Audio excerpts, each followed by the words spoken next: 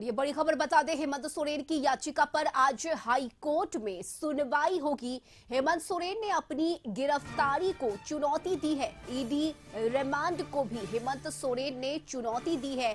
उन्होंने कहा है कि मेरे खिलाफ राजनीतिक विरोध के कारण मेरी गिरफ्तारी हुई है और गिरफ्तारी गलत और नियमों के विरुद्ध हुई है। तो ये बातें हेमंत सोरेन की तरफ से कही गई है और हेमंत सोरेन की तरफ से दी गई याचिका पर आज हाई कोर्ट में सुनवाई होगी।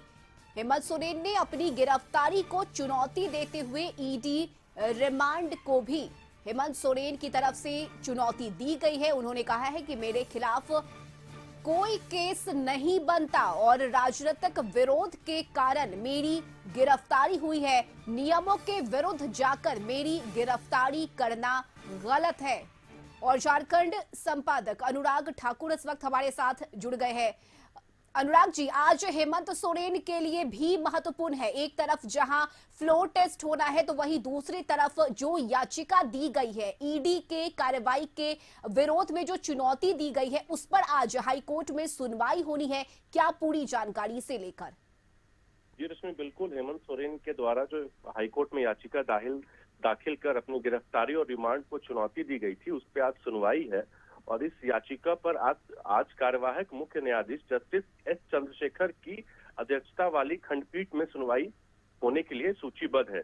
तो अब इस हस्तक्षेप याचिका में हेमंत सोरेन की ओर से कहा गया है कि उनके खिलाफ कोई केस नहीं है और राजनीतिक विद्वेष के कारण उनकी गिरफ्तारी की गई है और गिरफ्तारी गलत और नियमों के विरुद्ध है।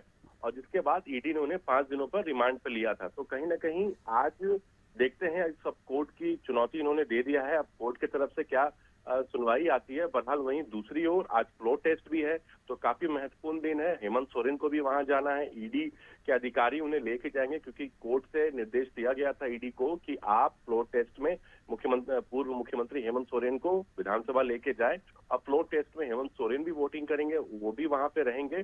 तो कहीं ना कहीं एक हौसला अफजाई भी होगी सत्ता पक्ष के विधायकों की कि उनका पूर्व मुख्यमंत्री हेमंत सोरेन उनके साथ है।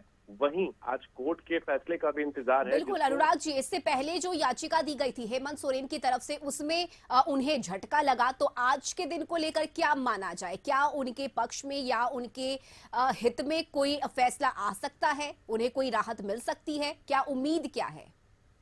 जी रश्मि, बिल्कुल ये तो अभी कह पाना मुश्किल है क्योंकि कोर्ट अपना फैसला क्या सुनाती है, इस पे कोई भी ये लगा पाना मुश्किल होता है। लेकिन लोग कोशिश यही कर रहे हैं क्योंकि पूर्व मुख्यमंत्री हेमंत सोरेन के कई सलाहकार हैं इसमें इन्वॉल्व और कपिल सिब्बल खुद उनकी केस को देख रहे हैं।